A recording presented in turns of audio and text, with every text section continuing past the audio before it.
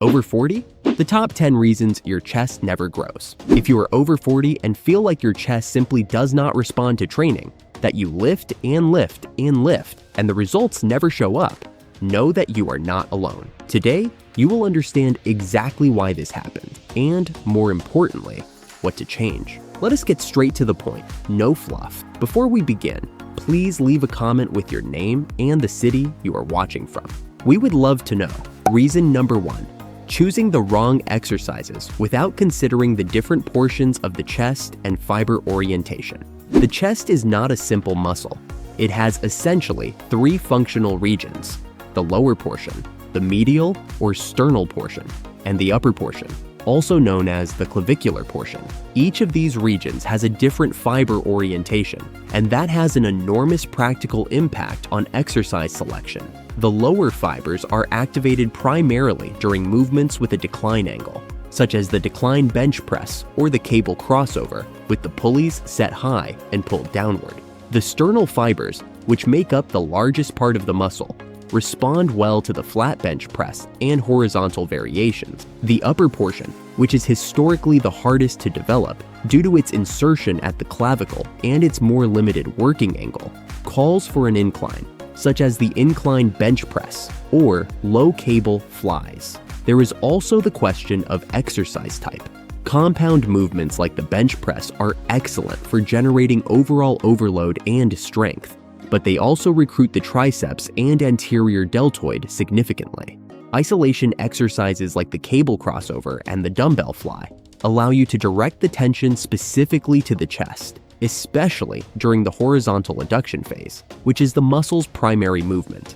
A very common mistake is always choosing the same exercises, usually the flat bench press and the incline bench press, and assuming that covers everything, but without including at least one isolation exercise, and without varying the working angle over the months, you will develop some portions of the muscle while neglecting others. The result is a chest that looks flat with no three-dimensional volume. The practical recommendation is to build your session with at least one compound exercise at a different angle each training cycle, combined with at least one isolation exercise that prioritizes the full adduction of the fibers. This does not need to be complicated. An incline bench press, a flat bench press, and a cable crossover already form a highly efficient combination for most people. Reason number 2, not locking the scapula before initiating the movement. This is a technical mistake you have probably heard about before, but in practice, it remains one of the most commonly made errors in the gym. Before lowering any load toward your chest, whether on the bench press, the fly, or any variation, you need to retract and slightly depress your scapula. In plain language, pull your shoulders back and slightly downward, as if you were trying to tuck your shoulder blades into your back pockets. Why does this matter so much? First, for protection. The shoulder is an extremely mobile joint, and therefore an inherently unstable one. When you do not lock the scapula, the humerus is left in a vulnerable position during the eccentric phase of the movement, and the risk of subacromial impingement, that sharp shoulder pain that shows up after training, increases considerably. For anyone over 40, where the tendency toward joint inflammation is already greater, this precaution stops being optional and becomes mandatory. Second, for efficiency.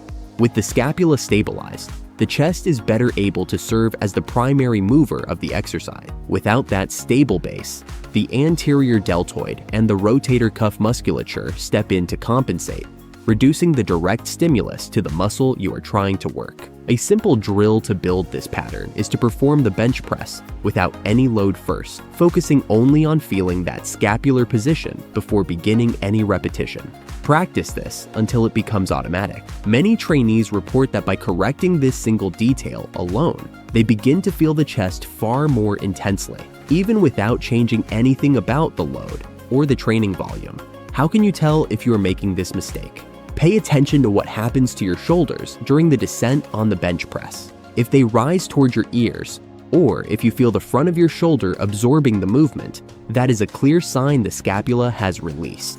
Another clue: if after a chest workout the muscle soreness shows up more in the shoulder than in the chest itself, the problem almost certainly lies here. It is also worth emphasizing that the muscles responsible for maintaining that scapular retraction during the movement include the middle and lower trapezius and the rhomboids, muscles that many people never train directly. Strengthening these areas with rows and pulling exercises directly benefits the quality of your chest exercises. It is one of those cases where back training improves chest training, and most people never make that connection. Reason number 3. Training the chest only once a week. For many years, the classic split model dominated gym culture. One day for chest, one day for back, one day for legs, and so on. For beginners, this structure can still work. But for anyone over 40 who is pursuing real hypertrophy, training each muscle group only once a week starts to prove insufficient. The reason lies in biology. Muscle protein synthesis, which is the process by which the muscle repairs and grows after the training stimulus, lasts approximately 48 to 72 hours. After that window, the muscle has already processed the stimulus and will remain in a holding pattern until the next session. If you do not return to train your chest for another 7 days, you are leaving 4 to 5 days with no active growth signal. On top of that, with aging, the body's anabolic capacity declines. Testosterone and growth hormone levels are not what they were when you were 20. That does not mean building muscle is impossible, but it does mean that training volume and stimulus frequency need to be optimized more carefully. The practical solution is to distribute your weekly chest volume across 2 sessions instead of 1. If you are currently doing 12 weekly sets for the chest, for example, 6 sets on Monday and 6 sets on Thursday will tend to produce a better result than 12 sets in a single Monday session. The muscle receives 2 peaks of protein synthesis instead of 1, and the volume per session becomes more manageable, which favors execution quality. There is also an important hormonal detail here. Shorter, more frequent sessions tend to produce a better anabolic hormonal response than long, exhausting ones. Once you exceed 60 to 70 minutes of intense training, cortisol levels, which is the stress hormone, begin to rise sharply. For anyone over 40, where hormonal balance is already naturally more delicate, this relationship becomes even more important to respect. In practice, reorganizing this does not require spending hours in the gym. You simply need to shift part of your chest volume to another day of the week. If you currently train chest on Mondays and do not return to the same muscle group before the following week, try adding a second, shorter session with 4 to 5 quality sets on Thursdays or Fridays. Many trainees are surprised by how much the chest responds to this simple structural change. Reason number 4, inadequate training volume for the chest. Volume is, in simple terms, the total amount of work you deliver to the muscle throughout the week, and it matters far more than most people realize. Have you ever wondered why months have passed and your training feels exactly the same, yet your chest stays the same size? The answer often lies here. Most trainees who have been training for more than 2 years need a weekly volume of between 10 and 20 effective sets per muscle group to continue stimulating hypertrophy. Doing 3 sets of bench press and 2 sets of flies per week simply does not deliver enough of an adaptation signal for a muscle that has already grown accustomed to that level of effort. This does not mean you should rush out and do 30 sets of chest tomorrow. A sudden increase in volume is a recipe for injury and overtraining. The right approach is to progress in an organized manner. If you are currently doing 8 weekly sets, try moving to 10 over the next 2 weeks, then to 12. This process of gradual increase, known as volume periodization, is far safer and more effective than simply stacking sets all at once. Another important point is set quality. A set where you are genuinely approaching muscular failure is worth far more than 3 sets performed comfortably within your comfort zone. What I observe consistently is that trainees over 40 often fall short not because of excessive volume, but because they are not getting the most out of each set they perform. Reason number 5. Using more triceps and anterior deltoid than chest. This is the invisible mistake. You are doing the exercise, the load is moving, the workout feels productive. But if you pause and ask yourself where you feel it the most, the honest answer is often in the shoulder and the triceps. If that happens to you, It is a sign that the chest is not serving as the primary mover, but rather as a supporting player. This occurs because of a combination of factors. The anterior deltoid, which is the front portion of the shoulder, and the triceps are strong muscles that quickly learn to take over the work when technique is not optimized. In practice, you may be building shoulders and triceps while thinking you are training your chest. To minimize the involvement of the anterior deltoid, pay attention to your elbow position. On the bench press, especially with dumbbells, the elbows should not rise above shoulder level during the eccentric phase. When that happens, the pull angle changes and the anterior deltoid takes over. Keep your elbows at an angle of approximately 70 to 80 degrees relative to the torso, never fully flared out to 90 degrees. To reduce triceps dominance, avoid fully locking out the elbow at the top of the movement. Leave a slight residual bend. This keeps tension on the chest throughout the full range and prevents the triceps from stepping in to hold the load at the point of full extension. In addition, isolation exercises like the cable crossover and the dumbbell fly, when performed correctly, practically eliminate the triceps from the equation, making the chest the sole driver of the adduction movement. A tip many people overlook: before any set of bench press, perform a quick activation with a light fly exercise for 8 to 10 repetitions. This wakes up the chest and establishes the neuromuscular connection before you pick up the heavier load. The result is significantly better muscle recruitment during the working sets. Before we continue, make sure to subscribe to the channel and turn on the notification bell. Having consistent access to science-based information is what will allow you to keep progressing safely and effectively in your fitness journey for the long term. Reason number 6, neglecting the eccentric phase because you think using less weight means regression. The eccentric phase is the lowering portion of the movement, the moment when the muscle is lengthening under tension. It represents approximately 40 to 50% of the total hypertrophic potential of an exercise. Simply ignoring it or performing it in an uncontrolled manner is throwing away half of your workout. Why is it so powerful? The eccentric phase generates greater muscle damage than the concentric phase, which is the lifting portion. That damage, when followed by adequate recovery, is precisely what signals the muscle to repair itself stronger and more voluminous. It is not damage in the sense of injury, but a controlled microtrauma that tells the body it needs to rebuild the fibers with greater capacity. And here is something interesting. The muscle can handle approximately 20 to 30% more load during the eccentric phase than during the concentric. That means by letting the bar drop quickly and without control, you are wasting that natural advantage. A 3 to 4 second lowering phase on the bench press, for example, is capable of doubling the hypertrophic stimulus without adding a single pound to the bar. The bias many people carry here is precisely the fear of looking weak by using a lighter load to perform a controlled eccentric. But that is backwards thinking. Using 80% of your maximum load with a 4-second descent demands far more from the muscle than using 100% and dropping in 1 second. Anyone who understands muscle physiology knows this well.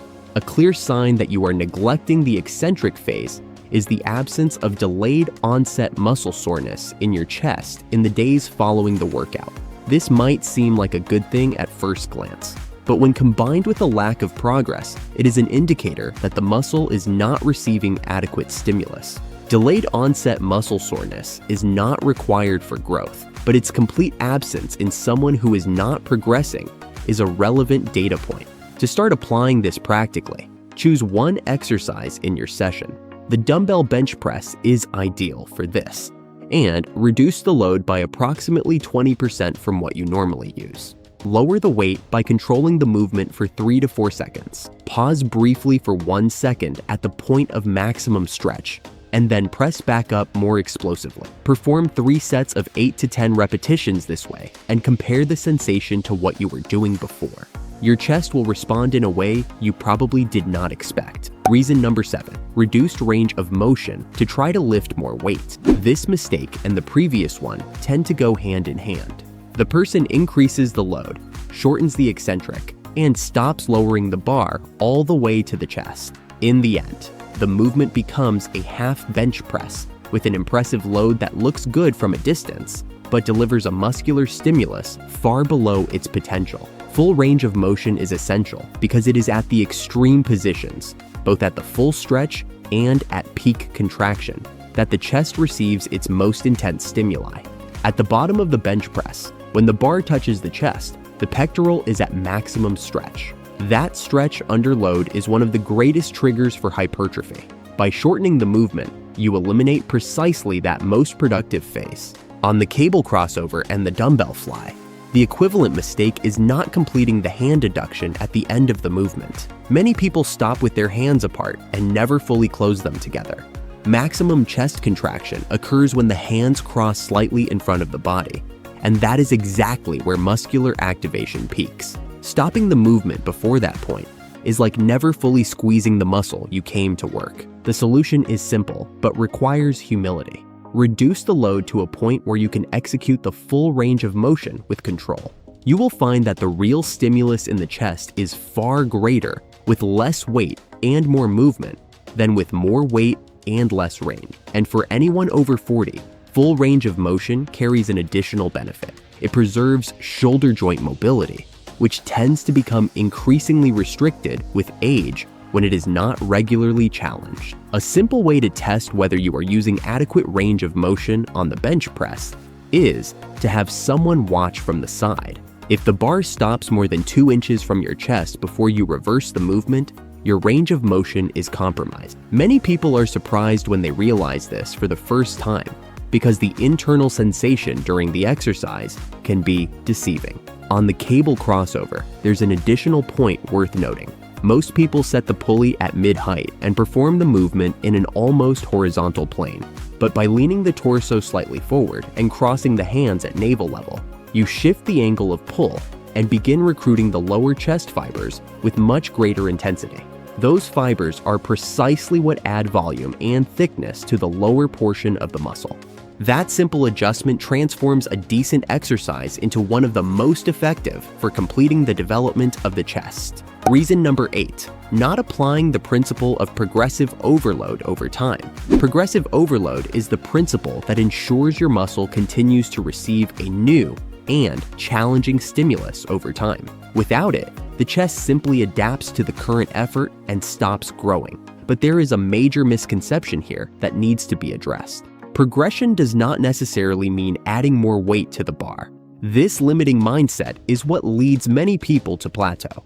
If you have been doing 3 sets of 12 repetitions with 110 pounds on the incline bench press for 2 months and cannot add more weight because your technique begins to break down, there are several other ways to progress without touching the load.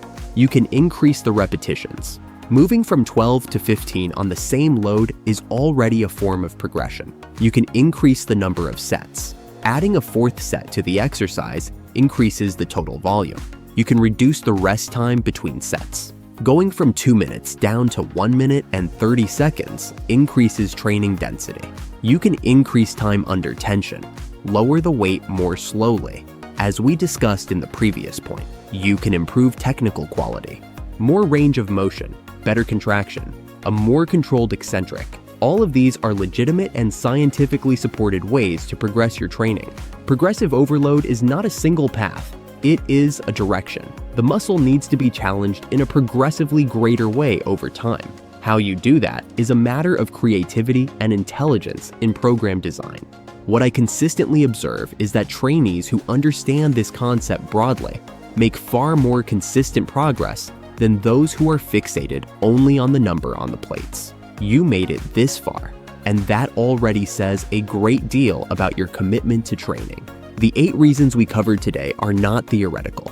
They are real mistakes I observe constantly among trainees over 40. The good news is that every single one of them has a solution, and none of them require you to do anything miraculous or buy any magic supplement. Fix the technique, respect the frequency, truly understand what progression means, and your chest will respond. If you enjoyed this and want to discover the 10 exercises men over 40 should avoid to minimize the risk of injuries or even surgery, we have a video appearing on screen right now showing each one in detail. Thank you for watching all the way through, and God bless you, my friend.